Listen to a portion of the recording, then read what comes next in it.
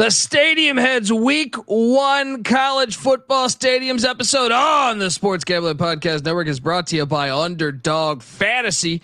Sign up, and when you do, sign up with the promo code TCESGPN to score up to $1,000 in bonus cash. They just introduced college football best ball as well. Get on over to Underdog Fantasy. Use that promo code TCESGPN. We're also brought to you by Rhythm.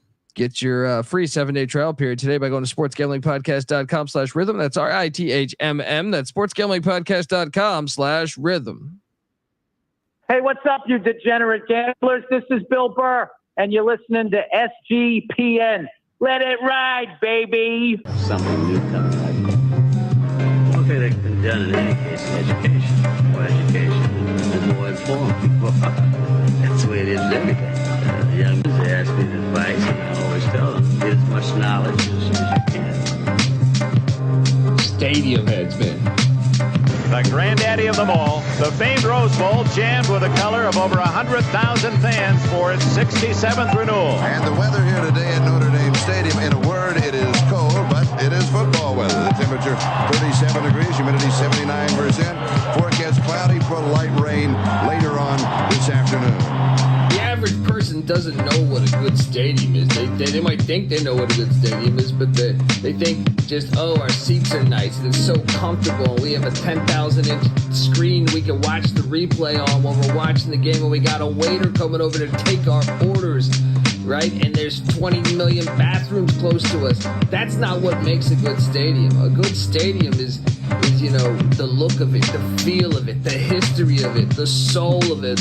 That's what makes a good stadium. That's what I mean when I say we're stadium heads. We are stadium heads. They get to run around. Now those people, they shouldn't even be there. That doesn't even count.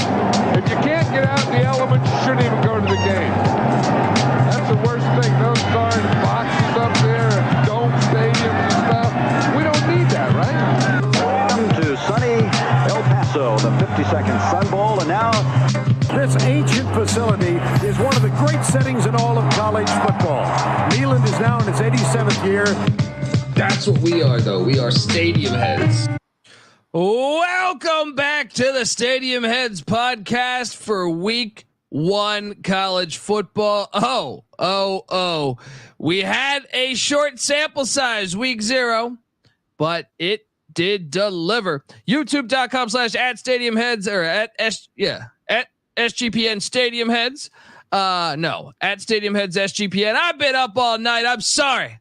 Get on over there and give us a like and and subscribe. I mean, what are you doing here?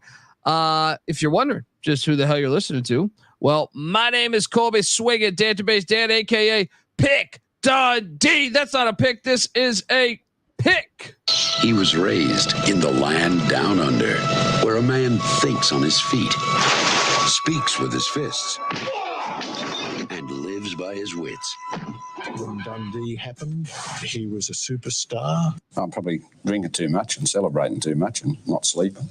Would have killed a normal man, but no, that's gone. The medical advice I got from that was like being hit by lightning. Pretend it never happened and get on with your life.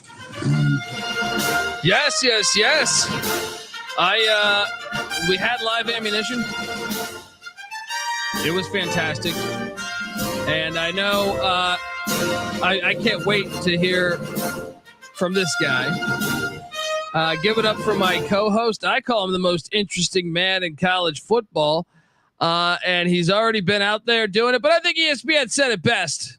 Shout out Michael Barker. You can follow him on Twitter at CFB Campus Tour. This is his 84th college football game of the 2023 season. He said he's going to end at 90 college football games he's attended this year with the college football national title in Houston. And so, again, he's out there with everybody. He's like wet the US weather. Postal Service. Rain, sleet, snow, it doesn't. He is like the U.S. Postal Service. Rain, sleet, snow. Give it up for Michael Barker, a.k.a. College Football Campus Tour. How are you, my friend, and how was the travels week 1, man? Man, I'm doing great, and it's funny to show that clip because it was in the rain, and for about 7 hours in Reno, it was a duplicating climate to what that game was back in the end of December. But we love football weather, and it was a great scene there in Reno, and had a great time, and can't wait to talk about that, and then also preview week 1. Yes, what a game, by the way. I was convinced that was going to be a blowout, and the Nevada Wolfpack hung in there. And if it wasn't for a fair catch on a kick return, I think they might have won the thing. So this, if you didn't catch that game, folks, that game was pretty hilarious with a bobbled fair catch kick return that he basically got control of at the 1 yard line, which pretty much cost them the game because a safety occurred the next play. And from there, it just seemed like all the momentum went to the Mustangs. But man, that game was kind of wacky as far as weather. I'm just going to get right into this thing because you made the drive. So folks, if you don't know, Michael here lives in Northern California. So what is that drive time to Reno? So it was 3 hours and 10 minutes, and I wanted to make some stops on the way. So we're gonna talk about those stops, but I set my alarm for 5 a.m. Excited kid on Christmas. I woke up and I looked at the clock. It was 3:42 a.m. So I was ready to go. Did a 3.5 hour drive, which I want to say 24 hours before I checked the weather report, and it said 75 degrees in Reno. So I was like, okay, it's not 100, which sometimes you think in August in Nevada it's going to be that way. But man, it was raining like hell that whole drive. And, you mentioned living in Northern California, getting up to Reno, it goes up to 4,600 foot elevation. So a lot of drive up the mountains, a lot of semi trucks. So, no easing into the season, treacherous driving right away. Got there about 11 o'clock, snuck in a workout at Planet Fitness, and then hit Walmart, bought some wool socks, and did everything that I didn't think I would be needed to do till October or November. Got to the stadium about 2. Tailgating was interesting because people were out there, but it was just raining on everybody. Made my way in the stadium at 3 and submersed myself in the elements all the way up until kickoff. And not what I expected, but like I said, true football fans, you saw the clip from ESPN. That's what we live for, and it's cool to get it right away. The only FBS versus FBS on-campus game of week 0. So felt honored to be there at a competitive game, as you mentioned. Yeah, and I mean, I'm going to go right to the photos here, but I just want that looked like almost like you were in November for the first quarter, and then the sun randomly came out at some point in the game where then it looked normal. It was definitely quite the abstract conditions there. Shout out to Kevin Marshall, FCS Nation Radio in the house. How many sets do you have? What's that referring to? Elaborate, brother. I'm guessing lifting. That's what my guess would be. Sets lifting, because I mentioned Planet Fitness. That could be possible. Oh, I got you. Woo! Went over my head. I was thinking I've been doing stand up so long. I was like, stand up sets. What's he talking about? There you go. but yeah. So I mean, we're all over the place here. We got photos from that trip, that drive all the way into McKay Stadium, folks. Once again, youtube.com/@StadiumHeadsSGPN. I got that right this time. And look, what I tell you that it's football season, folks. All right. And we are the Stadium Heads podcast, part of the Sports Gambling Podcast Network. Everything in the merch store is 10% off with the promo code football. You want to get yourself a Stadium Heads sweatshirt, t-shirt, hat, get on over there. 10% off, as obviously it is football season, and this is that was perfect appetizer for what we got going here. So hop on over there, promo code football for 10% off in the SGPN merch store. Let's get into it. Michael's travels right away. I mean, first off, this doesn't even look that cold right away. You're just like, oh, okay, this looks normal, right? McKay Stadium. And then you see this and you go, oh, holy shit. What do we got? Wasn't there snow on a mountaintop, by the way? I think the announcers were talking about how there was snow on a mountaintop. Yeah. So to the right, you'll have other photos that will show the mountaintop. But right when the kickoff comes, I want to position myself on the 50-yard line. There was a flyover with jets, and then they come through the players take the field, they launch fireworks. So I always want to be positioned there. And I was there for about 20-25 minutes, and it was raining like hell the entire time. I had a credential. There's people that I knew in the press box, and by the time the kickoff came, everybody wanted to stay in the press box. But man of the people, I don't produce any content. I think I was the only person in the press box that didn't have a laptop for a story. So I'm out on my phone. I'm out there, and yeah, as you mentioned, it was raining like hell in the beginning. And Dustin, there was somebody else who put that same comment that it was 58 degrees. Well, raining and wind in your face for 3 hours, it feels cold. And if you want to check my resume about the places that I've been in the cold, you can do that too. But an unexpected place, unexpected cold weather game right off the bat. That's what it was. It was just being unexpected, not that you couldn't handle it. Yeah, I mean, week 0, you're not expecting cold weather really anywhere. Alaska doesn't have a football team, so you're just like, yeah, it's not going to happen. Dustin probably lives in like Montana or something. Yeah, I mean, digging the clouds over the game. There we go, a little SGPN love there. Look at that. They give you a nice little. Is that just on the table that you're sitting at there? Yeah, so you get assigned a spot in the press box, and they put me up there. My friend Emily Van Buskirk, she writes for Sports Illustrated. We were right next to each other, so we were the loud people in the press box. We tried to maintain composure, but as I mentioned, I probably spent, if the game was 60 minutes, I probably spent 12 minutes of game time in the press box and the rest of the time out in the field. But, SGPN, thank you for the credential, Nevada, and thank you for the credential, Colby and SGPN. It really helps a lot with the coverage. Appreciate it. Trying to get out there and get you everywhere, man. And yeah, I can see snow. That's insane. Snow on a mountaintop on August. What is that? August 24th, was it? Yeah. Insane. But tell me about the stadium now. Is this something I know you had been there before? Yeah.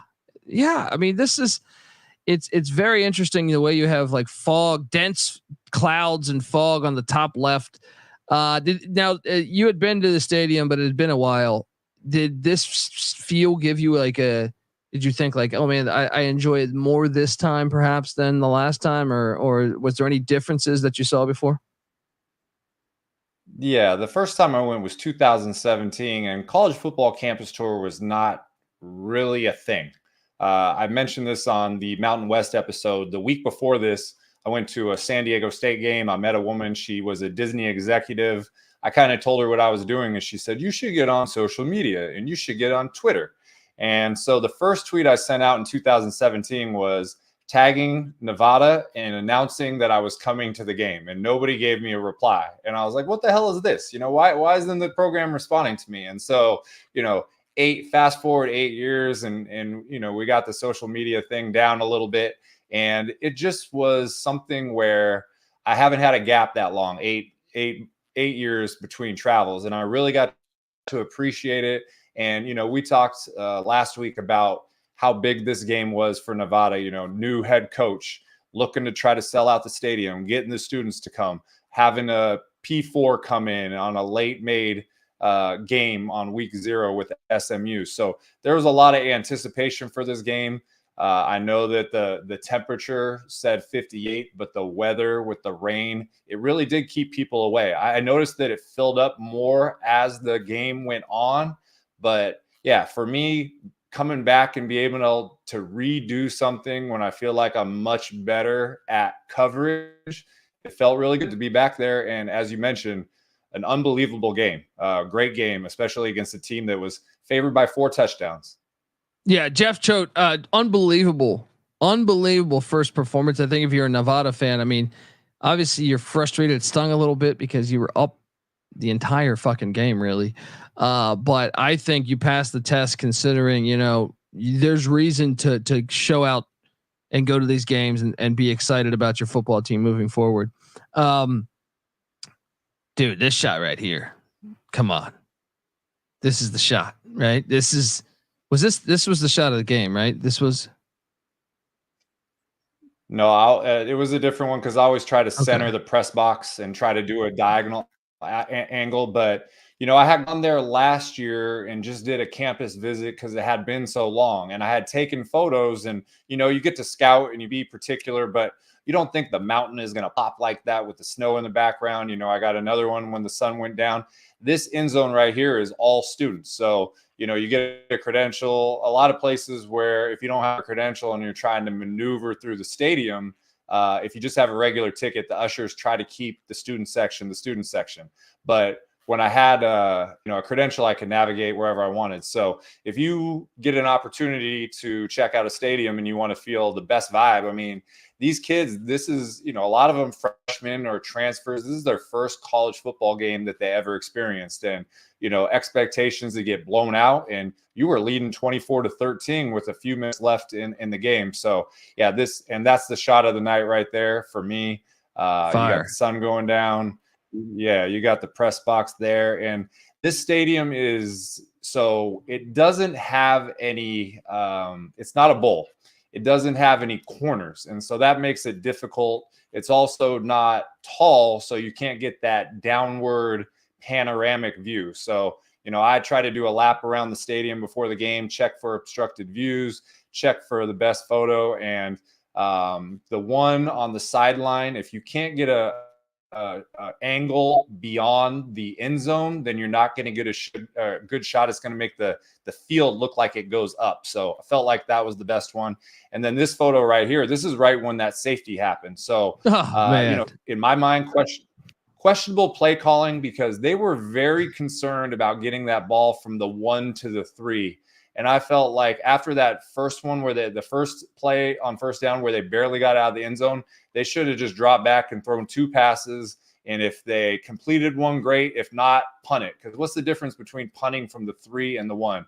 But I will tell you, from a selfish traveler perspective, I've mentioned this before, I've rushed the field at 14 FBS stadiums. In my mind, I didn't know if it was like taboo, like talking about a no-hitter in baseball when a guy's got a no-hitter. I wanted to kind of get the temperature of people if they were going to rush the field if Nevada won. P4 opponent, 4 touchdown underdog. And in my mind, I was like, man, if Nevada wins, I might get to rush the field at number 15. So bummed that didn't happen. But, I don't have rooting interest for either team. But this right here, I was right on the field for that safety. It was tough to watch that unfold right there. What are you doing out of the gun at the half-yard line with a running play? Like, if you're going to pass, okay. You're going to run. It's just the dumbest play call, in my opinion. They tried the bush push after it got all bottled up there, and it just, it was like pushing a sled with like 4 coaches standing on it. They couldn't move it. So hard, because 24-13, even on Twitter, people were proclaiming SMU is dead and they blew it and everybody spoke too soon. But this was, as you mentioned in the intro of the show, this was the critical moment of the game right here. Yeah, the game changing, the momentum swung. RJ Maryland, the son of Russell Maryland, former Dallas Cowboy, had a huge game in the 4th quarter. I completely disagree with you, Comedy Wizard. That stadium would look so much cooler if it was a dome. No, it would not. Part of what makes it great is the fact it's not a dome, buddy. And I agree with Tomcat. Dome stadiums is for the Arena Football League, aka the NFL. Yeah, this stadium is fire. I like this stadium, and it's a shame they didn't get to storm the field. What were you gonna say?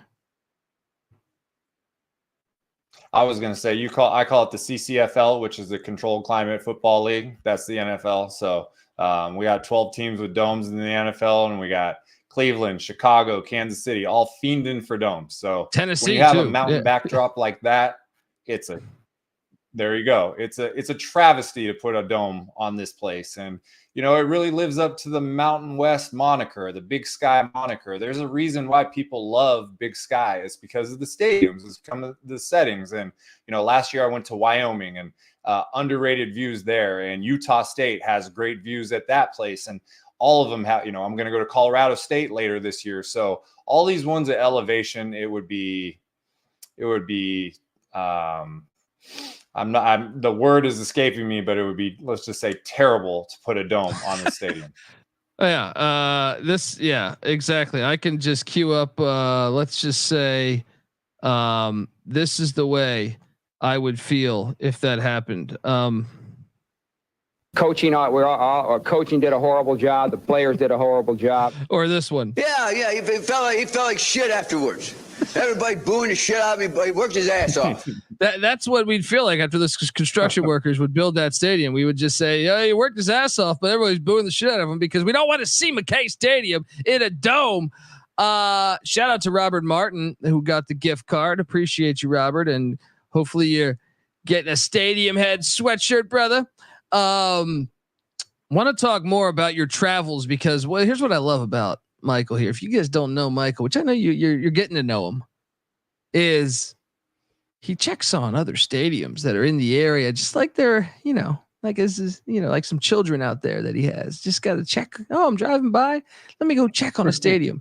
But before I do that, before we go down that rabbit hole, I want to tell the folks out there that the Stadium Heads Week 1 Stadiums episode is brought to you by Underdog Fantasy. Yes, Underdog Fantasy Pick'em gives you a chance to win 1,000 times the amount of money you enter, or play fantasy football the right way with Best Ball. Yes, Best Ball Mania is live with $15 million in prizes. You can now use specials and boost on all flexed entries. And look, they got Underdog Fantasy Best Ball for college football. Like I hadn't heard of that. I've been wanting Best Ball for college football for a long time. We dropped an episode, Mac, myself, NC Nick. Go check that out on this very feed. On the college football experience feed. But I am just super excited for this. So get on over there, sign up. And when you do, sign up with the promo code TCESGPN to claim your special pick plus first time deposit offer up to $1,000 in bonus cash. UnderdogFantasy.com, promo code TCESGPN. All right, we are back on the Stadium Heads. And how about that, man? I mean, you got to check out, where was this? Is this in the stadium or is this in a different building or what? So that first photo you showed with the arch that said Mackey Stadium, it is literally right across the road right there. I think it's called like the Legacy Hall for Nevada. It's actually for all sports, but we only care about football. So they had like an all-time Nevada team, and they had, Chris Alt. There's a little brick building underneath the bleachers there where they invented the pistol. And then this museum's there, and they had, trophies, and, they were a power in 1AA when they were there. And then they have an all-time Nevada team, and they had an offense and a defense. And I took this photo for you as a Redskins fan to get Charles Mann. Charles Mann, one of the best defensive linemen of the 80s and early 90s, I guess. Thank you. First off, big Charles Mann fan and big fan of the Salad Bowl, which they have featured over there in the left side of this shot. And by the way, should note, if you know your football history, Joe Gibbs, legendary Washington Redskins head coach, studied, I was reading something where he studied Chris Alt's pistol offense. Isn't that fascinating? He went and studied when they were, I think, at 1AA or something. He went and studied the pistol offense. But we've been repping the Salad Bowl and the Refrigerator Bowl and all these great bowl games. What was it? The Crab Bowl, I think it was. We need those back. All right. I love how they're repping the Salad Bowl champions there. What a cool place. And obviously part of the history. I mean, like Colin Kaepernick, you can go. Alex Van Dyke was a receiver that had like 1,000 million catches when I was like a teenager. Just a guy led the nation in receiving. This is it almost looks like you're in like the Hall of Fame or something. This is phenomenal, man. I'm assuming, was this there the last time you were there and you just didn't get access or what? It was there last time, and like I said, football probably takes up 15 to 20%. That display that you showed at the beginning is right in the front there. So football is always the main cog. But you mentioned great players, Marion Motley, a very famous running back from the 1950s. He played there. But you can go through this whole thing and you can see all the significant trophies from all the sports there. But it's done in a very, it looks like a Hall of Fame. It looks very prestigious. And as I mentioned, is right outside the stadium. So let's say the game is at 6 like it was last week. If you're tailgating at 2, carve out 15, 20 minutes to go check it out and do that. And I'm seeing the Sippy checking in. That's my guy from Southern Mississippi. So thank him for checking in on the show as well. But yeah, this is a spot where, sometimes these museums are out of the way, or they're not done well, or they're located on campus. This is one, check it out 15 minutes before you go in the stadium. You'll be glad that you did. And that's the all-time team right there. You can see offense on the left, defense to the right. And then, obviously the coach, they got Coach Alt right there in the middle. Yeah, shout out to that. It reminds me in a way of the Eddie Robinson Hall of Fame there at Grambling. Just fantastic though. It makes me like, what the hell am I doing? And what is this at the top? Is he? What is that? Motley at the top, or is that just a random player? But I love you got the Wolfpack howling. What is that? Is he cheersing, grabbing a cup? Is that or what? So I'm gonna say I don't know. It looked like he was hoisting something. I didn't pay attention to if it was a particular person or maybe just the caricature of a football player celebrating. But yeah, a helmet in one hand, hoisting something. You got that wolf sitting out there howling right at it. And this is the view when you enter the building. When you walk in, that's the first thing you see. So pretty cool. We missed the whack. You're talking about the salad bowl and the oyster bowl we mentioned when we were doing Old Dominion. So it's not just a joke. These schools take this very serious, and it's part of the recruiting. It's part of to legitimize yourself, and especially a program like Nevada that's been down for a few years. You can walk in there and realize the Mountain West, Mountain West is probably, along with the Sun Belt, the best G5 conference.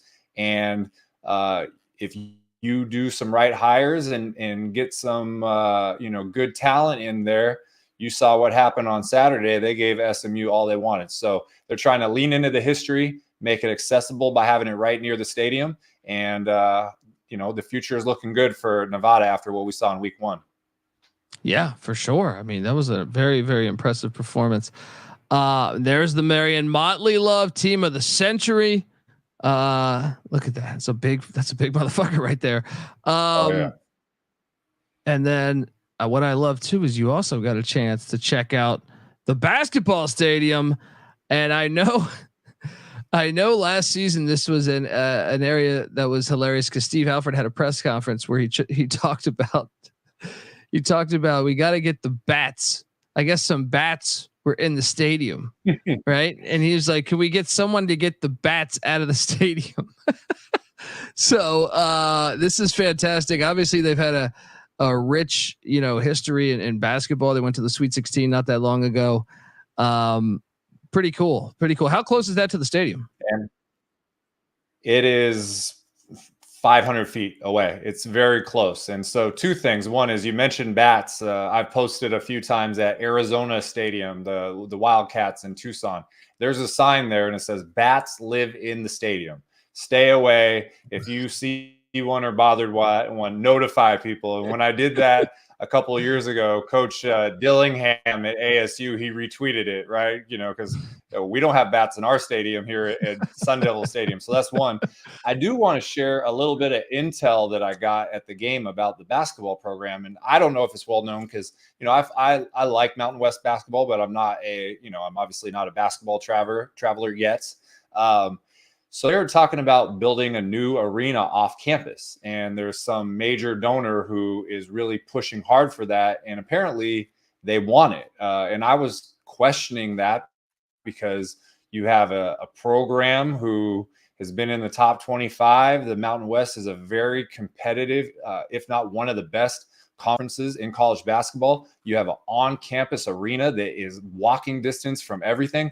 why would you want that? But it sounds like there's somebody with deep pockets. So if Coach Alford is mentioning bats and maybe there's some other issues, I don't necessarily, like I said, I don't know everything, but scrapping a place that's so centrally located with that much history just because maybe somebody with money wants to do something else. I hope that's not the case, but that's what a fan at the game told me about when I showed him the photo of me going into the basketball arena. Yeah, no, I heard the same thing, and I hope they don't do that. All right, I hope they don't do that. Keep it on campus. That's where you're supposed to be. You want the raucous environment. You know what I mean? This isn't rocket science here. I mean, if you want to, you could just remodel this. This is fine. Remodel this. All right. It's because there's a few bats. 100%. Everyone likes a chance of rabies when you're watching a game. You know, it's living on the edge right there. At least I can only speak for myself. Look, folks. I second that. Yeah, there you go. That's what I'm saying. Come on, life's supposed to be fun. Before I get to the next thing, like I said, because you're still traveling, you're still, you drove over there. I want to tell you that the Stadium Heads Week 1 Stadiums episode is brought to you by Rhythm. Have you ever wanted to create your own sports betting model for football? Do you even know what a sports betting model is? All right, SGPN's proud partner, Rhythm, is the #1 AI-powered sports betting platform that provides bettors of all levels the ability to build custom predictive betting models in seconds and get predictions for betting on money lines, spreads, totals, and props. Build your own model, or you can sit back, copy the top performing models that are already out there on the leaderboard, or just press build a model for me, and then Rhythm gives you predictions around that for every single game and every player prop. They got stats, research, trend analysis. They'll give you all the betting insight you need. So check it out. Claim your free 7-day trial period today by going to sportsgamblingpodcast.com/rhythm. That's RITHMM. That's sportsgamblingpodcast.com/rhythm. All right. Tomcat really digging the basketball arena there too. So why would you get rid of it? That's what I'm saying. What the fuck you guys doing over there? Especially right next to the Hall of Fame too. That's part of the allure. You got that sports Hall of Fame thing going in there. You had a chance to travel. This is what I love. This is what I'm saying. Please explain, because I love the fact that, if I'm going through this city, I will make a stop, like it's an old friend. You know what I mean? Like, oh, well, I have an uncle in this town. Let me stop by and check on him. That's the way Michael is with stadiums here as he stops by Sacramento State's, what is this, Hornet Stadium, right? Yes, Hornet Stadium. So, I get a lot of people who will say, okay, you go to a game, you get out of there, you go to the second game, you don't spend a lot of time in stadiums. But I've been to these places over and over. And the reason is if you've traveled for 8 years like I have, and you go to all these games and you stay out on the road, there's a lot of opportunities to do campus stops. And so, we've done a lot of, show photos of stadiums throughout our episodes that we've done throughout the summer, and some of them are empty. Well, those are me doing campus stops, and I'll go to D2s and D3s and NAIAs and famous high school stadiums, just because, first of all, we're stadium heads. We love stadiums, and the boots in the ground we always talk about, it changes your perspective. But I knew that I was driving to Reno. I knew it was about a 3 hour and 15 minute drive. I looked to see which stadiums were en route, and I looked at the sunrise. It was 6:30 a.m. in Sacramento, and so I tried to let the sun come up, especially on a overcast day, and make some stops. So I made 3 stops, and one of them was because of a text message from you, my friend, which I appreciate the tip, on another stadium we're going to preview here. But this is Hornet Stadium, Sacramento State, built in 1969, 21,000 seats. And 2 years ago, it was the scene of probably the most exciting college football game I've ever been to. It was the FCS quarterfinal, Sac State versus Incarnate Word, 66-63, the highest scoring playoff game in FCS history, dating back to when they started the playoffs in 1978. 1,400 combined yards in the game. Sac State had 730 yards of offense. They recovered 2 onside kicks, and they lost because Incarnate Word had Lindsey Scott Jr., Walter Payton Award winner, and he carried them on their back almost to the national championship game because they barely got knocked off the next week in Fargo against North Dakota State. But this is a stadium that has hosted some big-time football. We mentioned also that Coach Taylor, before he moved on to Stanford, in the 3 years before he left, he went 23-1 in conference in the Big Sky, which has Montana and Montana State and Weber State and Idaho, all these great teams. So this was a big home field advantage. And, there's not, yes, going to a game and having 75,000 fans all cheering at the same time is amazing. But the next best thing is having a stadium almost to yourself. And that's what I got to do with these stops on the way to Reno. Might have got a little rain too. Is this did you get a little rainfall here? I did. And, I'm a pussy from California, so I just melted, the whole way. But no, it was rain, but that's what you do, and you go have fun and enjoy it. And, but there was 3 stops there. I don't Sac State. Dave. I'm sorry. Go. 3 stops. Sac State. No, it's cool. I just gonna remember November when I'm at Ypsilanti or Mount Pleasant freezing my balls, So it's all good. But yeah, no, Sac State and Davis, and then Sacramento City College. Those are the 3 stops I made. This was the first one. Yeah, very cool stuff. And this is one I think I told you about when we did the Big Sky. I've heard speculation that they have a donor if they go FBS. I heard that was like and I'm like, if you donate, that's how you get to the FBS, right? I mean, isn't it? Look at Exhibit A, Tarleton State trying to do what they're doing, or Liberty for one that's already done it. But yeah, cool stadium, man. And I love the fact you check in on these. Now you did go to Sacramento Stadium. I am so damn jealous. You got look, I haven't had a chance to talk to you. It's not like we had a phone call before this, but talk to me about this. Was it as cool as the way I felt when I was finding this thing?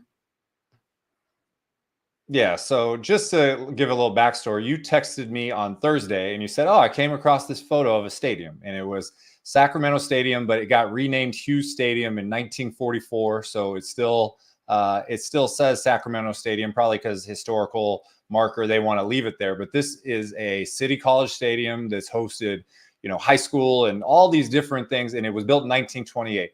And so one thing that I like about, obviously I like my travels, but I feel like sometimes I go to a place and I'm never going to go there again, or it's going to be 5 years. And then all of a sudden, 3 weeks later, I somehow find myself there. So to have you send a message and say, man, this is a cool stadium, it would be cool to check it out, and me be able to go and check it out two days later was incredible. And the photo that you showed me, it would be one in these. There was a 5-level parking garage outside of the stadium. And the photo that you showed me was like this overhead panoramic view. And this, right? Like, it is right something there. Like this. Yeah. And that's the photo you texted me is literally this photo. And so when I got there, all 3 games, there was like stuff going, or all 3 stadiums that I stopped at, there was practice going on. There were football things. So, I don't look important at all when I show up. And that's kind of like my cloak, because nobody looks at me like I'm anything, and I just mind my business and take photos. But I snuck in there, nobody said anything, took my photos. But right after I got out there, I took the stairs. I went up to the 5th floor and I got this photo. And this is like, it looks like, you never heard of it, but it looks like an old Ivy League stadium or something that just we absolutely love. And so I didn't know about it. I live an hour and a half away, and I am so glad that I visited, and I'm so glad that you gave me the tip, because this place is awesome. I wish that it had big games going on, or, I'm sure it does, but like that we knew about consequential games right there, because this place is really cool. Yeah. I mean, I stumbled upon it just because I was just like going down a rabbit hole of like Sacramento State stadiums, and then I think I mistyped. I forgot that it was Hornet Stadium for a second, and then I stumbled upon this, and I was like, "What in the fuck is this? This is awesome!" Yeah. And then when I saw a shot that was similar to this, I said, "Oh my god! Like this looks like a cathedral. Like what are we doing? Like Sac State should be." I know this is on the campus of Sacramento City College, though. Yes. because I was like, damn, Sac State should be playing here, but obviously if it's a different college, you're not going to have that luxury. This thing is fantastic. I got to get out to a game here, man. I like all of these shots, man. This shot is fire. I feel like you're at one of these Ivy League schools, man. And then the old press box. I don't want to. What's that? I don't want to exaggerate here, but if you go back to that previous photo, I don't want to exaggerate. But when we did the Ivy League stadiums, there's a Harvard stadium photo that had a very similar angle like this, except with the columns and the press box above. But this is the same kind of shape and the same kind of horseshoe that it had. And so, we don't think of this stuff on the West Coast. Cal Memorial Stadium, it looks kind of similar on the outside, but it's an entire bowl in the, kind of in the Rose Bowl, more like Michigan and the Yale Bowl mine. But this was, again, I'm not trying to exaggerate, but it looks like a Harvard influenced horseshoe, one story, one level like Harvard, not like the horseshoe in Ohio State, which is 2 in Sacramento, California. I mean, how crazy is that? Yeah. I mean, what do we got to do to get a big time college football game here? What do we got to do? Like, I wonder if I need to do a deep dive on the stadium to see, because I remember like there was like a World League team and a CFL team in Sacramento. I wonder where, like, did they play at Sac State Stadium? Why didn't they not play here?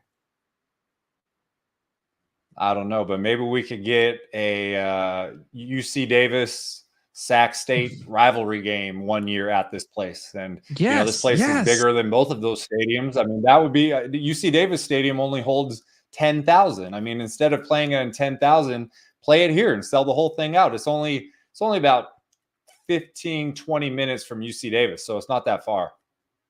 Unbelievable, man. I got to get to this stadium. Like, this became just like a top 5 stadium in California for me now. Like, absolutely. It's just got a great look to it. And then you did stop at UC Davis. Look, this is phenomenal too, man. I almost feel like I liked your photos last time, but I almost feel like the grass is greener or something, but it just looks even better this time. Maybe you got just better at taking photos, but this one, this shot right here, I paused when you sent me this. I go, whoa, that's fucking beautiful. What is it? What's the name of this? This UC Davis Stadium? Well, it has an unfortunate name, UC Davis Health Stadium. If you took out the health, it would be a great name. But this is one where this is a newer stadium. I believe it was built in 2007, and it's about 11,000 seats. But the grass area that you're talking about is where they can expand the stadium. So rivalry games, like when they play Sac State, or they've been in the playoffs under Coach Hawkins a couple of years, they get that spillover on the grass. So the photos that you're referring to, I went to a COVID spring game there in 2021. It was actually the first sporting event allowed in California, and it was hardly anybody there. The ushers were yelling at me to not stand anywhere, but I didn't have a seat because I had a credential. It was just not a fun environment. And so, but it didn't damper the appreciation for the stadium. And when we did our top 5 in the Big Sky, I put this one number 5. And you're right, going back there's something about that overcast sky. It wasn't raining yet when I stopped at UC Davis, but the grass looks green. This is 1 day or 1 week away from or 1 or 2 weeks away from hosting a game. And if you go back to the previous photo, if you look right underneath the press box, you can't tell right there, but they're putting new seat backs in there. So they're timing it out perfectly for when they have their home opener to really, christen the new season with an upgraded fan experience. So all 3 of these stadiums are within 15 miles of each other. So I think I hit UC Davis, want to say 7:30, got to Hughes Stadium probably about 25 minutes later, and then Hornet Stadium probably about 15 minutes later. So you can do all this in within about an hour and a half, no problem. Fantastic, man. Secret of the pros right there in Sacramento. Yeah, I mean, I love this. The guy checks in on stadiums when he's driving. He's like, oh, there's nothing going on. Well, there is now because I'm headed there. Let's go. Now we get to your week 1 slate. And folks, if you aren't aware, we have college football on Thursday. for week 1. We have college football on Friday for week 1. We have college football on Saturday for week 1. We have college football Sunday for week 1, and we have college football Monday for week 1. So my friend here who just traveled to Reno and hit I think 4 stadiums on a trip. Well, buckle up, because his schedule this week is quite phenomenal. Look at this right here. This is Michael's schedule. So Thursday night, he will be at Monmouth at East Washington. Sorry, I put verse. Monmouth at Eastern Washington there, and Shanae Washington at Roos Field. Friday, he will be at back in California, Palo Alto, TCU at Stanford Stadium. Last time he was there was 2021. Then he's checking out Lincoln, California, fresh off an ass whooping down there at the College of Idaho in Caldwell, Idaho, heading to Flagstaff to check out the walk-up Sky Dome, which he's never been. Well, you've been to, but you've never been to a game before. And then that same day, he's doing a 2-for-1, folks, as he's heading down to Tempe to check out Arizona State as they're hosting Wyoming. And what happens on Sunday? He then heads to Vegas to Allegiant Stadium for the big matchup between LSU and USC. And then on Monday, hey, let's just take a trip to Florida, Boston College at Florida State at Doak Campbell Stadium, folks. And look, that is the travel schedule. This is Michael's travel schedule for the next week. Pretty damn phenomenal, if I may say so myself, man. I mean, is this the only stretch? What's the longest stretch where you can catch games? Is it like, this is what, 5 games or 6 games, 5 days, right? Is there a longer stretch in the season? It would only be when we got MACtion and Conference USA too. So Tuesday, Wednesday, Thursday, Friday, Saturday, but we don't have Sunday games. We don't have Monday games. So this is the week before the NFL season starts. So this is when you get those big games out there by themselves. And, this is football heaven right here. And, I'm ending on a Monday out in Tallahassee, and I'm just going to stay out there for week 2 because it doesn't make much sense to come back. But the logistics involved here, if you go back to the previous screen, I can kind of lay out the travel schedule. So Thursday morning, we're going to fly to Eastern Washington, going to land at 11:30 in Spokane. I'm just going to take an Uber to campus. It's only about 15 minutes. I got a golf cart tour scheduled with an alumni person. We're going to do that. The game is at 6, probably get over at 9:30 or 9:30, 10 o'clock. And then I'm just going to hang out and then Uber back to the airport. And I got a 5 o'clock flight going back to Oakland, California, get there at 8, make my way down to Stanford. I haven't been a game at Palo Alto since 2017. Check that out. Have a 5 o'clock flight the next day back in Oakland, landing in Phoenix at 6:55 a.m. It's about a 2-hour drive up to Flagstaff. They're playing at 1 o'clock. I have been warned a lot on social media about the traffic on I-10, potential construction. So really got to pay attention to that. But I feel like with a 7:30 kick time at Tempe, we'll be okay. So hit that. Then I have an 8 a.m. flight out of Phoenix to Las Vegas, arrive in Las Vegas at 10. The game is at 4:30, and we're going to watch that. And then the only way to make it to Tallahassee is you got to fly out that night. So I have a 12:55 a.m. flight, technically Monday morning, and we'll fly from Vegas to Jacksonville, land in Jacksonville around 9:30 a.m. And then it's about a 2.5-hour drive to Tallahassee. The game is at 7 o'clock. So that's what you got to do to make this work. Now, if you were just to look at this or make a schedule based on convenience, you could start out in the East Coast. You could do all of that and make it much simpler. But I'm trying to check boxes. I've never seen a game at Eastern Washington. FCS doesn't play on a weeknight very often. I haven't been to Stanford since my first year. I've been looking for the 2-for-1 Northern Arizona and Arizona State for a long time. There are no on-campus games on Sunday, and so it just makes sense to go to the one that's geographically the closest and the biggest game in Vegas, and then the only game on the slate on Monday is at Florida State. And if you're trying to go to every game possible, that's what you got to do. So that's a little bit of the itinerary, travel, logistics, things that you need to do to make something like this come to fruition. Yeah. I mean, I got so much to say here. First, like college football should give us more games on Sunday and Monday. I don't understand the logic. You are not. I love this thing of like, they're so nervous about the playoffs competing with the NFL. Like I've heard many people tell me this in the sports world. You know, you mentioned Sports Illustrated, where I knew a guy that worked at Sports Illustrated previously. He told me the same thing. Like they were avoiding those days. Well, guess what? You have a whole damn weekend where you could just load up and get great television ratings. And instead, let's play a shit ton of them on Saturday. You know what I mean? I don't understand that, but one thing I do want to mention and shout out, some Arizona fans are in here giving you a hard time about Arizona State because they're Wildcat fans, which is what we want. We love college football, and that's part of the passion. David Matola, also Tomcat, they're both Arizona guys. It seems like the way they're throwing shade at Tempe. There's a route that I've taken that's actually pretty badass. And they would probably know this answer. If you go to Sedona, there's a way where you can not take the freeway if you have time. You said you landed in Arizona at what time? Well, getting to Flagstaff will be easy because that's 7:00, and then the game is at 1:00.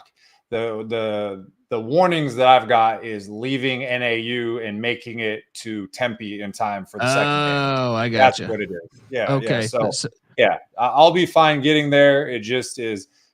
Lincoln, you mentioned Lincoln, how they weren't competitive against College of Idaho. Well, this is another level up against Northern Arizona. So that game may get out of hand really quickly. But that's the transition from Flagstaff to Tempe is what people have told me about. And I feel good regardless. So.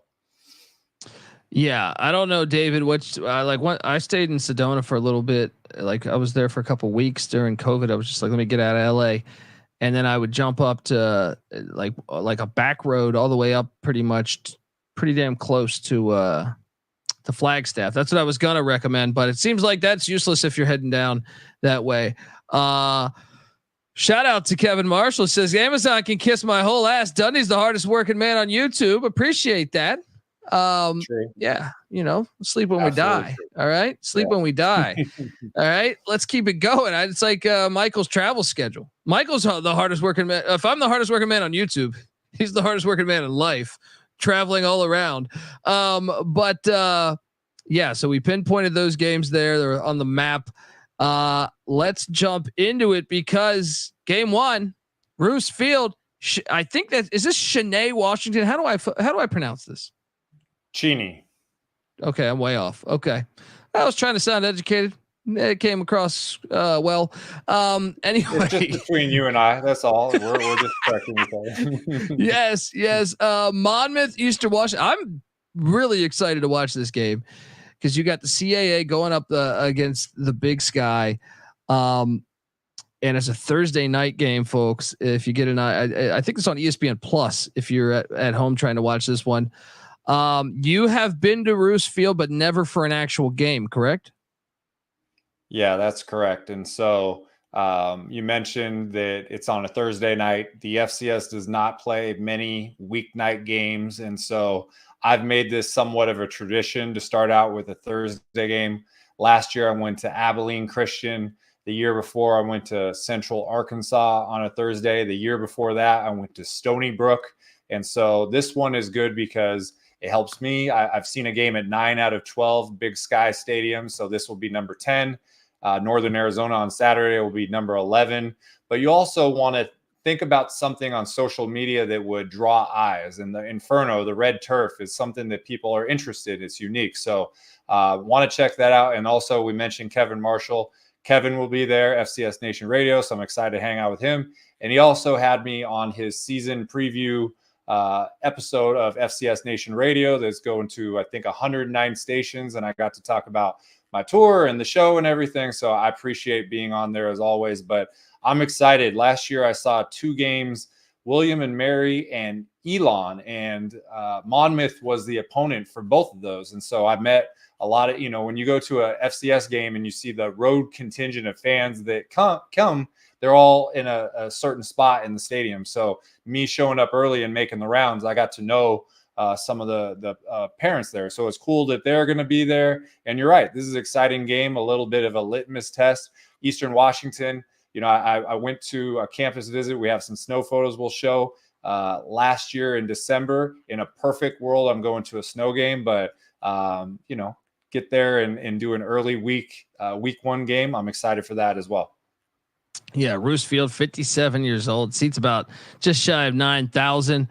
Yeah, I mean, some people I know, like my buddy Real Money Kramer, does not care for the red turf, but I like it. I think it gives them personality.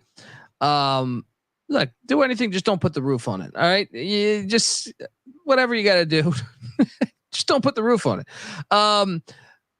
I like this stadium, and especially I've seen many of games. Not at the stadium, but on TV with the elements, and it's just I dig it. It's a cool, unique style. They were obviously 2010 national champs, but they've had a good program for a while. I went to a game where they played at Montana in Bobby Hawk's first tenure there, and that was like a top 5 or top 10 matchup that was just awesome.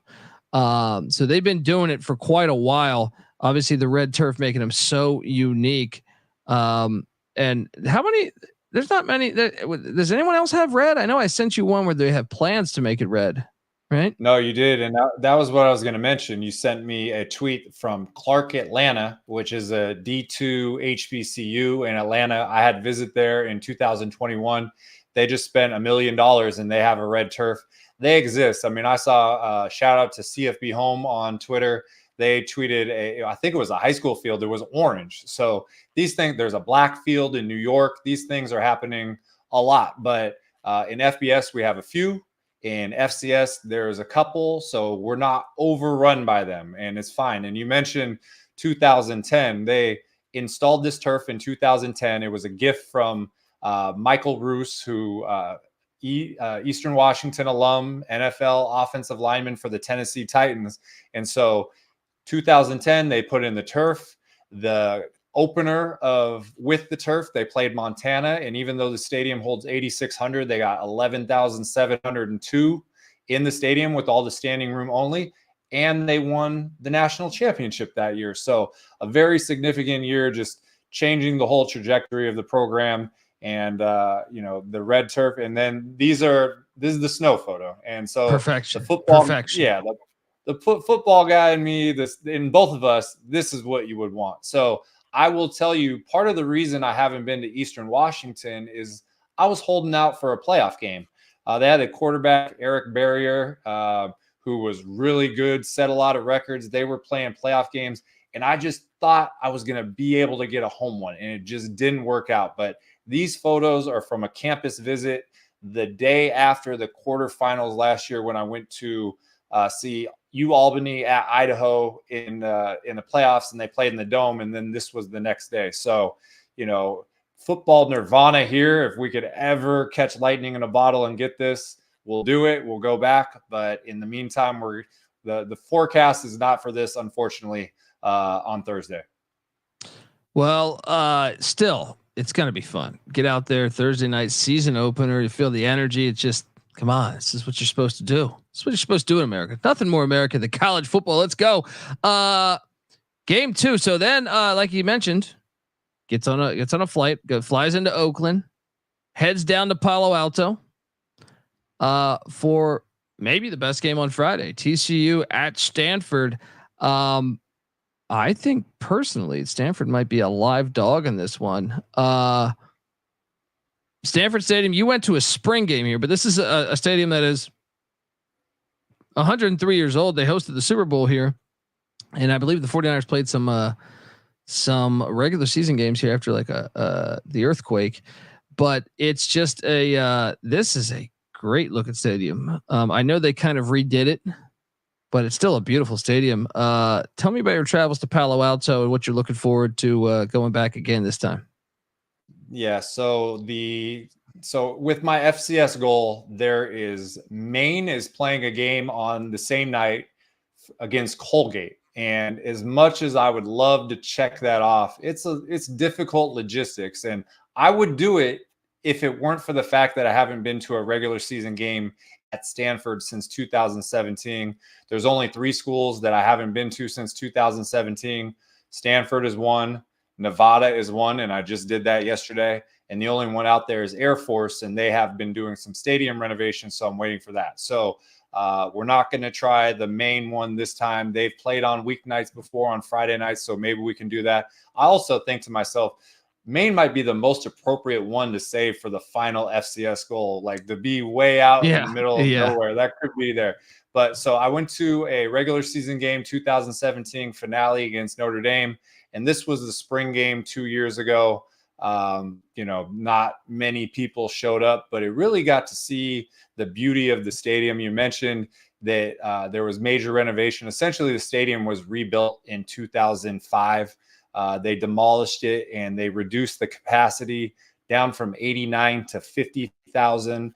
They did some things to make it more of a intimate setting where they were trying to get a Olympics bid in San Francisco, and they would use this. It didn't work out, but I don't think that given the attendance and demand for football in Palo Alto, California, you don't necessarily need an 89,000 seat stadium. So, but regardless, even though I live 40 minutes from the stadium, the fact that I've been trying to see 2 games on a Saturday every week, you only have Cal to double up with, and it just hasn't happened. So the fact that this is going to be their ACC debut, even though it's, an out-of-conference opponent, but it's very exciting because TCU, and they should bring a good crowd. I saw them play at the national championship game in the Fiesta Bowl 2 years ago, and they showed up big time. So I think that this, as you mentioned, is probably the most intriguing game of Friday of week 1. Yeah, and even though they've redone the stands and everything, this field, what I love about preserving this, think about the people, if you love football, that have been on this field, whether it's Jim Plunkett or John Elway or his dad, Jack Elway, but also Bill Walsh, Dennis Green, Pop Warner coached here. This exact field, Pop Warner. Now, I'm not talking about the league. I'm talking about the actual Pop Warner. Just phenomenal. Super Bowl 19 as well. Yes. That's what I'm saying, man. You got classic Super Bowls. That was Marino, Montana, right? It's just correct. If this field could talk, man, there's so much history here. I mean, how many from Jim Harbaugh to just so many great players have came there. John Lynch, James Lofton, I know right now the Stanford fans aren't there. That's what's interesting is like, I feel like Stanford used to have, like, you go back and watch a game in like the 80s, that shit would be packed. I don't know if the world just got smaller and they brought in more people from overseas. But we got to get the fans back out there supporting Stanford football. I like the look too, man. The from the press box to I like how they keep it basic and simple and clean in the end zone.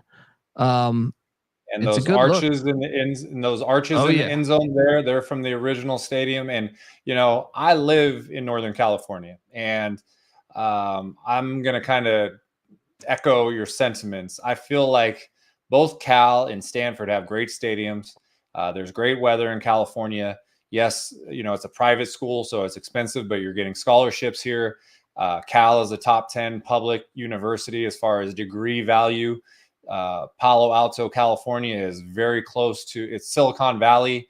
And you would think that these players could get internships with Fortune 500 companies during college. They could, how much those guys who work in offices love former athletes there. I feel like there's a ton to recruit there for. And, they always are great in the overall sports and Olympic sports and all that. So it's frustrating being from here because you feel like they should be big time. And they have, Cal was with the Tedford days, they were very competitive. And then when Harbaugh was there and Toby Gerhard, and they had a lot going there too. So whatever the spark, the match that needs to be lit to get it going, I live for my photos. So we just did the Nevada photo and you see that mountain in the background. Like I waited 8 years to get that photo, and I'm going to be back here. And this is the photo that I'm going to try to duplicate. And, when I do the stadium polls on Twitter and I try to get people to vote, if you have a photo that's not completely sold out, people will say, oh, you're favoring the other side. Well, if there is no photo from the last 20 years of a sold out stadium, it's hard. So you put a lot of effort, you try to produce a good product, not for yourself, but for social media. The thing you can't control is how many butts are in the seat. So hopefully, first game in a new conference, a big opponent coming in and having it be the home opener. Let's get a good crowd there. I hope it happens. Yeah, me too, man. It's a great stadium. I love this ambiance outside of the stadium. Oh, that's actually the mausoleum where the founder of Stanford, Joseph Stanford, him and his family are buried. So you're not going to find that on many college campuses, I would guess. Yeah, I would say so. Just a great look. I like the red end zones there too. I like both the end zone styles they do. Yeah, it's a great stadium. Job well done. I'm very excited to go back. I'm very excited to go back. Like I'm really looking forward to that. So I got to finally go to Cal again last year. Hopefully it'll be a great experience at Stanford. If you're going to the game, let him know at CFB Campus Tour on Twitter. Now we go to, you're catching the Oaklanders in Flagstaff, the walk-up Sky Dome, Flagstaff, Arizona. I am trying my best to be optimistic. Well, that's why I smiled right away. Lincoln, California, which if you're not familiar with their story, it's quite epic. They play no home games, even though we know the Oakland Coliseum is about to be empty. For some reason, they will not let a college, why would you not let people play there? Like just take like the smallest amount of money and just let people play there. All right. Just help out the fucking world. The walk-up Sky Dome, Flagstaff, Arizona, 47 years old, seats 11,230. I have been to this establishment and I did see this guy right here in the right-hand corner. I do approve that statue. That is a very cool statue. It's gigantic too. It's gigantic. Yeah. Flagstaff is a wonderful city also. I recommend the practice stadium. But this is unique. I'll say this. Look at this thing. It's like an igloo meets a football field. You know what I mean? Like, I know you haven't been to an actual game, but tell me about your travels there. Yeah, so this was none of these photos are mine. The only photos I have from 2017 are on a broke down desktop computer that's not working. And that was really even before I was doing any football travels. But I went to Flagstaff. You mentioned it's a great city there. And this dome I got to go in, but I haven't been there for a game. It's made of yellow pine wood. That's what this dome is made of. It replaced Lumberjack Stadium, which was an outdoor stadium in 1977. I love Lumberjack Stadium. I'm gonna visit Lumberjack Stadium for you and for myself, but you'll get some photos of Lumberjack Stadium. It's still the track stadium, but they put this up in 1977. Is named after Lawrence Walkup, who was the NAU president from 1957 to 1979. In 2011, they dumped $26 million to improve the dome. And when we did the Big Sky episode, we mentioned the contrast in the stadium. So two stadiums ago, we talked about Eastern Washington, a red turf outdoor stadium. And now we're talking about a pine dome with, green and different colored turf here too. So I'm excited to go there. I already have the SID got me set up with a credential. An associate AD has invited me to go with them to tour the tailgates and check out some of the other facilities. So I mentioned I'm going to land in Phoenix at 6:55 a.m. The game's not till 1, so I'm going to jam up there as soon as possible, try to tailgate and check out all the things. So I've been trying to make this 2-for-1 work with Arizona State for a while, and it's lining up where it's possible. Again, we're going to have to pay attention to real-time traffic and all that. But that being said, getting to this and knocking out what will be the 11th Big Sky Stadium out of 12. The only one remaining is Cal Poly, which we know the Madden Center is going up and it will be finished next year. So that'll be one to visit next year. But despite what we feel about domes, you want to check them out. And I will tell you, when we had the FCS Best Invitational Voting Tournament, this one, I think it was a 43 seed out of 48 teams that we ranked, and it made it all the way to the quarterfinals. It was one of the final 8. So there is a segment of social media that really has, an affinity for the Sky Dome, and I'm looking forward to seeing what it's all about on a game day. Hell yeah. Make sure you check out that practice field right across the street. Like right across the street from that lumberjack guy, like a little bit. I don't know my directions from that stadium, but I would just say I've seen the photo, so I know exactly what you're talking about. Yeah. It's like down the hill slightly. Like, that should be fun. And then same day, he's pulling off. He's going back. I feel like Chris Farley in Wayne's World. He's in Milwaukee, back to Chicago, right? He's going back to Phoenix, and coming through Tempe for Sun Devil Stadium. Cover your ears, David Matola, who does recommend you hit the Lumberyard Brew Co. in Flagstaff. Look, David, we love Arizona Stadium, but Sun Devil Stadium's a classic too. For Wyoming, and I think Wyoming is a live dog in this game. I think they could win this thing. Sun Devil Stadium, 66 years old. Once again, to quote the Stanford thing, like you think about the history within the stadium, from Super Bowls to phenomenal bowl games and coaches, and just the soul of this place has a lot of famous players and coaches have came through here. I love the stadium. I've been to the stadium. You went for, is this just randomly in the spring or something? No. So last December I went to the Arizona Bowl. I gone to that 2 years in a row. I went to an Arizona Wildcats game in 2021, and 2 years in a row I went to the Arizona Bowl. Well, there was a day in between. I think it was the Fiesta Bowl. And so I reached out on Twitter to Coach Dillingham and told him, asked him if I could showcase the stadium. And so he hooked me up. And I got a tour from 2 of the coaches down there, and got to take these great photos. And, the first photo you showed was me in 2018, where I kind of don't know what I'm doing. And the stadium has even changed since 2018 at this peak. So you mentioned the history there, built in 1958, started with 30,000. It got all the way up to 75,000. But when the Cardinals left and went to the toaster oven, what we call it, over in Glendale, they reduced the size of it to make it a little bit more kind of in the similar vein as Stanford, make it appropriate. And it still holds 54,000 seats, which in the new Big 12 is one of the biggest stadiums there. But you could see these photos right here. Again, same thing with Stanford. These are the ones that I'm going to try to duplicate.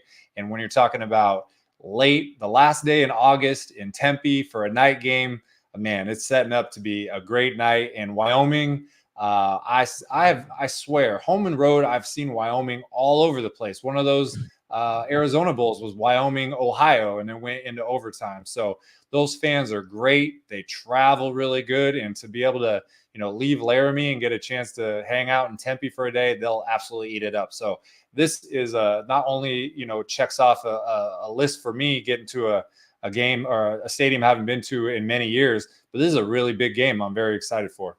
Yeah, for sure, man. And they got the Pat Tillman statue there. Get yourself out to a game in Tempe. Look at this place. They got this hill behind it you can hike. It's just a really nice stadium. Then, folks, Sunday. Well, look, I'll say this: the walk-up Sky Dome, way better than this. All right, Allegiant Stadium, Las Vegas. I just would have loved a home and home between these two schools with their historic stadiums, but we're gonna have to settle for this. It's one of the only games on Sunday. I think there's 2. USC is somewhat hosting, sort of hosting LSU. I don't know. I read a stat that like a bunch of the flights have already sold out like 6 months ago from Baton Rouge to USC, or I'm sorry, to Vegas. Yeah, I mean, this is a premier game. This is one you will remember because of the USC is probably not going to play LSU that often. So it's phenomenal in that regard. But Allegiant Stadium, all right, it is 4 years old.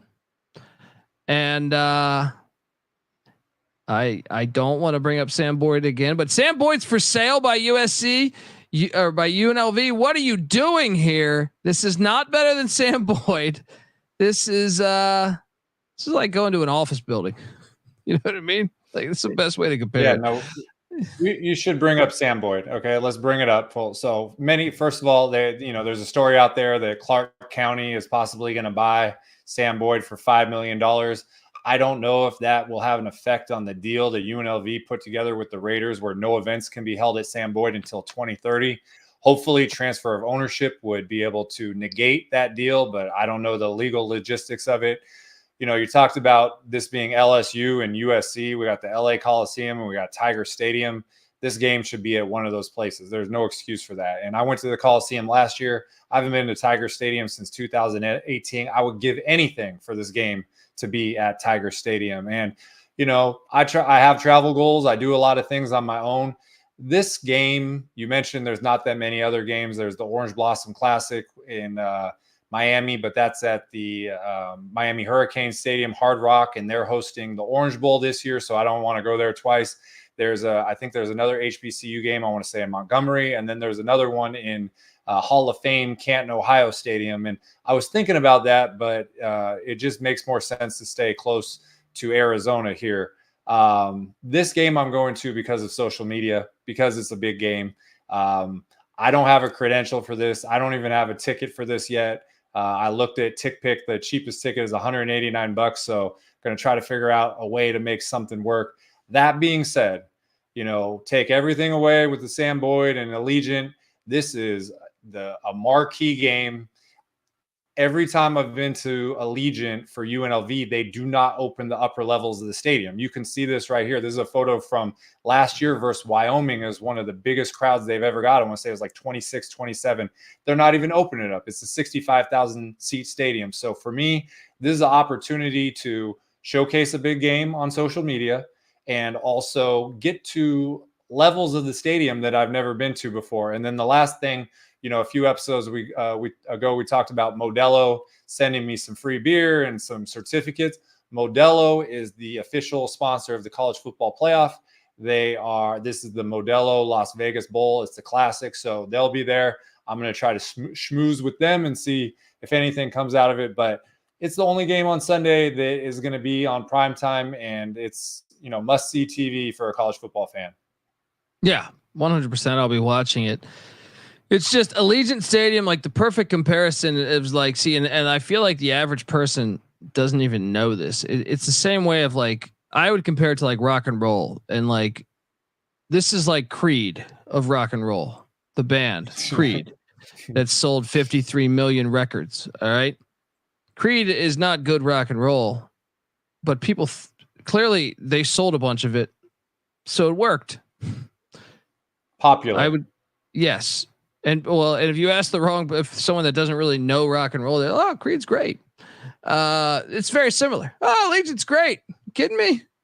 You got waiters. You got, have you seen the jacuzzis? You know what I mean?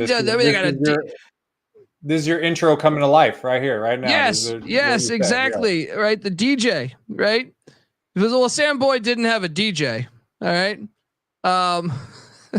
But I sent you a tweet last week or 2 weeks ago where it was UNLV playing at the practice field, and they had this sphere in the background, and they said, "Name a better backdrop." And it took a lot of restraint to not troll and say, "You play in a dome, there is no backdrop." So, but again, there's a lot of people, we talked about the CCFL. There's a lot of people who really like this trend in stadiums. It doesn't fit with college football. We deal with this in bowl season. Okay. The Cotton Bowl, the two final games this year is the Cotton Bowl and the Orange Bowl, played at Cowboy Stadium and Hard Rock Stadium. Those are not college football stadiums. And the national championship is at Mercedes-Benz in Atlanta. So we have to deal with that there. And it's it's rubbing salt in the wounds that it's USC and LSU with classic all-time, ESPN just voted Tiger Stadium the best stadium in all of college football. And LA Coliseum, if you go on their website, they call it the greatest stadium in the history of the world. And nobody wants to play there. They want to do a money grab in Vegas. Like this game won't sell out in LA or won't sell out in Baton Rouge. So again, there's a lot of issues with this, but a football fan wants to see a great team from the South against a great team from the West. Now it's Big Ten versus SEC. There's a lot of intrigue here. I would say there's a lot on the line for Lincoln Riley as well. I mean, this is a big year for them. And if you look at their schedule, they got Wisconsin, they got Penn State, they got LSU, they got Michigan. It is a murderer's row. And for them to give up a home game against LSU to play at a neutral site, if that comes back and bite them and not get that home field advantage, it could be a rough start. So this is a huge game for both teams, but I think particularly USC. All right. So then after Sunday's game, he heads to Doak Campbell Stadium. Yes, a classic. Now I did throw in. When's the last time you were here? You went to a Notre Dame game here. What year was that? It was 2021 on a Monday night, just like this one 3 years ago. Okay, because I threw in some random photos because maybe I just didn't find all of your own from the first time you sent me them. But this is Doak Campbell Stadium, folks. 74 years old, seats about 80,000. It is incredible. I mean, this is one of your shots, I believe, from that Notre Dame game. Love the press box there, but then when you really dive into it, this was a random one I found on the internet. Beautiful. Yes. I mean, but this is the one that, look at this fucking place. This is a football stadium. Yes. Comedy Wizard, best stadium in college football, he says. I mean, I would argue that, but I still think it's one of the, this is a fucking great stadium. Tell me about your travels here and your thoughts on Doak Campbell Stadium. Yeah. Doak Campbell is incredible. And if you track the history of the stadium, it started out, the nickname for it was the Erector Set. It had so many different renovations, improvements, and it got to the point, this is similar with Notre Dame, which they decided to wrap the stadium in administrative buildings and classrooms and all that, and then wrap it in brick. And Doak Campbell Stadium is the second largest continuous brick building in the world. The only one that is bigger is the Great Wall of China. That's the only one. And so, if you track the history of Florida State, Bobby Bowden will play anywhere, we'll do this. Well, that built this cathedral of football. And, it started out with 15,000 seats. Now it's almost 80,000. They are doing renovations right now, and they ripped a big hole in one of the sides, and they're putting that, reduced premium seating closer to the field. I've seen some progress photos. It's looking a lot better, but it's going to be somewhat of a construction zone for the rest of the year. I had somebody on Twitter say that I'm somewhat disappointed that you're coming to visit during the construction. And my response was, it's the only game of the day, like I'm coming, and, I'm there to showcase. And, if I could take photos and maybe we can do a tweet with the renderings of the update and show what it is, but they will be reducing capacity. I don't think they've released a final number, but it's about 80 now. And I think it's going to be closer to 70, which is still a big stadium. But when you think of Florida State, you think of sellouts all the time. So they're going to we're going to remove seats, but we're going to charge twice as much to make up the money. And then, we understand how that is. But no, Florida State I'm excited. Like I said, I'm going to be getting there about Jacksonville about 9 o'clock in the morning, which means I should get into Tallahassee about noon or 1. And I'll have, 5 or 6 hours before the game to hang out, tour. They got a lot of, you showed the Chief Osceola and Renegade statue outside. They light the the sphere, the entrance there. Like it's cinema, and it's exactly what we would want to see the previous day at Tiger Stadium with LSU or at USC. We get that at Florida State. Florida State just played in Dublin. That didn't go so well. And now, they get to come back here and play in their classic home stadium. So I love Doak. And even though it's under construction, I'm very grateful that we get a Monday game that I get to go back to.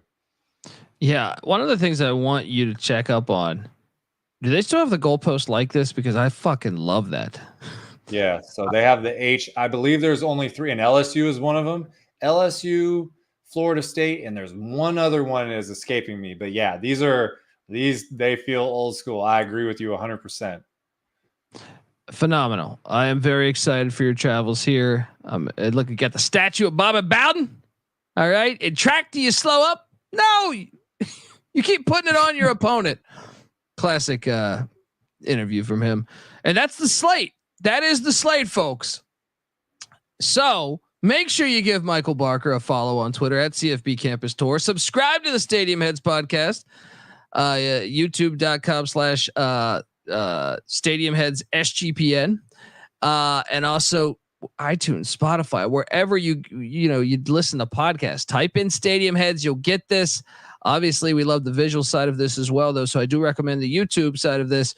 I can't wait for this weekend, man. I can't wait for this whole week. I can't wait to follow you on Twitter as you document all this. And yeah, I mean, is there one? I mean, I guess this is a loaded question in a way, but like, is there one that you want to get to more than the others, even though all of them are great? I guess a home opener in Tempe. I think that night game and that environment with a big time, home, there's, the G5s, it's a little bit scary. I mean, we just saw, Montana State beat Northwest Mexico, but I would say probably that one.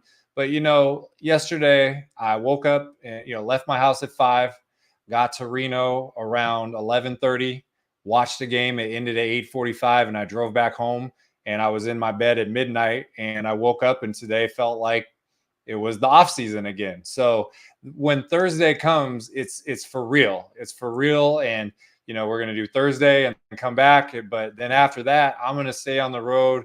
When we do the show next week, we'll talk about the week 2 schedule that I have laid out. But I think I want to say 11 games in probably a 9-day period that we're going to do. So this is when it gets real. And, on Twitter, I announced that I'm going to try to go for 100 games. I have a schedule. Last year I did 90. I have a schedule right now, not that all the games are selected, but the framework to hit exactly 100, which with the extra week of the regular season, the extended playoff, the 12-team playoff, there's some more opportunities. I never thought 100 was possible, but this Thursday, the Red Field, and then Stanford's first ACC game, and then the last dome that I need to see every D1 dome, then a night game in the renovated Sun Devil Stadium, then a huge game at Las Vegas, and then wrap up in Tallahassee. I mean, I think it's going to be a lot of fun. I meant to throw your graphic in there, dude. I'm just sleep deprived. I meant to have the graphic of 100 in there. I'll get it for next week. Folks, appreciate you tuning in. This is our show. Make sure give Michael a follow on Twitter at CFB Campus Tour. He documents it all.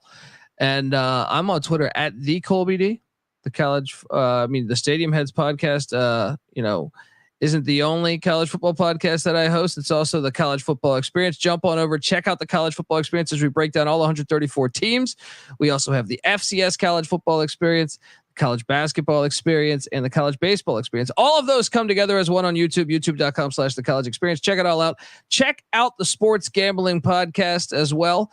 Shout out to Robert Martin. Got the Stadium Head sweater. Let's go. And shout out to Elliot. Appreciate you.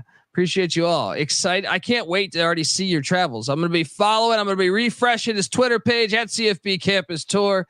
And I can't wait to do next week's episode. Football season is here, folks. Till next time, this is the Stadium Heads podcast. You better start thinking about yours. And we out of here. What you mean?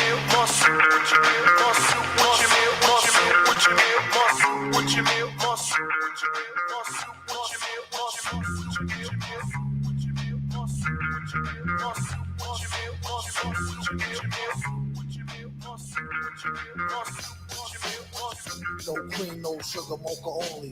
Choke the microphone the way he low can choke a phony, won't he? Told him play a station like a broken Sony. Tenderoni phone, she only come and stroke the pony. That good loving deserves a Uncle Anatoni. Raps in the hood bug and he want more raw baloney. Chachi need to watch his bony, skinny Joni. Yelling fit and fatten her up with minestrone. Been grown, chrome Molly skin tone. While he rock the end zone, tap your toe or chin bone. The choice is yours alone. The game for the throne and to get the game zone. Doom name known as the Don for sure true. And he won't show his face or sponsor your group. He sneak up and call you for a loop. She picked up, speak up if you want some more soup.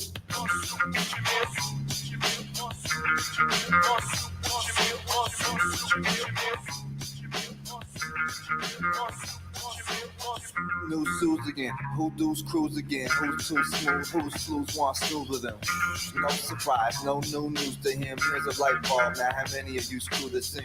I do better when it's less team effort, with an old blue sweater, I'm a less clean dresser. Full circle, back to the drawing board, mic'd by the mirror, I'm the best I ever saw record. Smoke and doom, get it sewn like an open wound, two signs, up in the lab will make it go kaboom. They said don't mix those two properties together, probably end up with some empty eye sockets or whatever. I'm only here to hunt pleasure like some treasure. Never from a whack pack of bitches like the Heathers. After this, you better owe 'em for some loot. You freaks, what the fuck would make me want some more soup?